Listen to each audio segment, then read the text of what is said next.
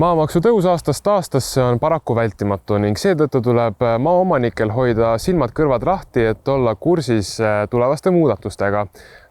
Maksu piirmäära muidugi määravad nüüd kohalikud omavalitsused ise, seega kui palju see keda mõjutab, on piirkonniti erinev. Vaatasin aastal 2003 oli 15 eurot, siis 24 aastal oli juba 127 eurot, 25 aasta oli 300 mingi 40 eurot ja siis nüüd see aasta on 460.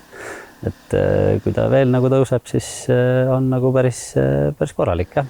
Sedasi mõjutab maamaks tavalist inimest ehk maaomanikku. Varasemalt oleme käsitlenud maamaksu riigi ja omavalitsuse tasandil ning täna heidamegi pilgu sellesse, kuidas maamaks mõjutab tavainimest ning kinnisvaraarendajat. Kinnisvaraarendajatel vist on nagu päris vesiahjus, sest nad saavad ju selle iga krundi eest maksta, on ju.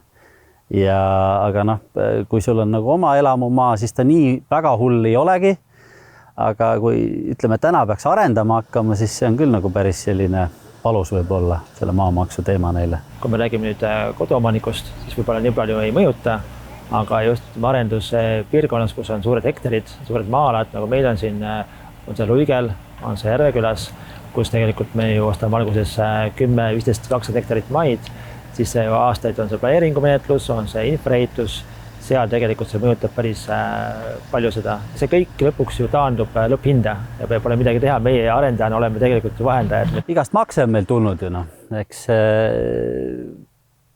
Eesti ju on läinud minu arust nagu rohkem niisuguse heaolu riigi peale ja kõigil on tore ja hea ja sotsiaalsed garantiid ja mida rohkem neid pakutakse, mida rohkem neid niisuguseid sotsiaalseid hüvesi välja mõeldakse, seda rohkem peab maksma selle eest. Võib ju eeldada, et maamaksu tõus pakub kinnisvaraarendajatele palju pinget, olgu see siis ajaline või rahaline. Janar Muttik tõdeb, et põhiline pinge langeb hoopis detailplaneeringu menetlusse. Ehk aastatega on planeeringute menetlemine veninud pikemaks ning mida kauem kestab menetlus, seda kauem tuleb maamaksu maksta.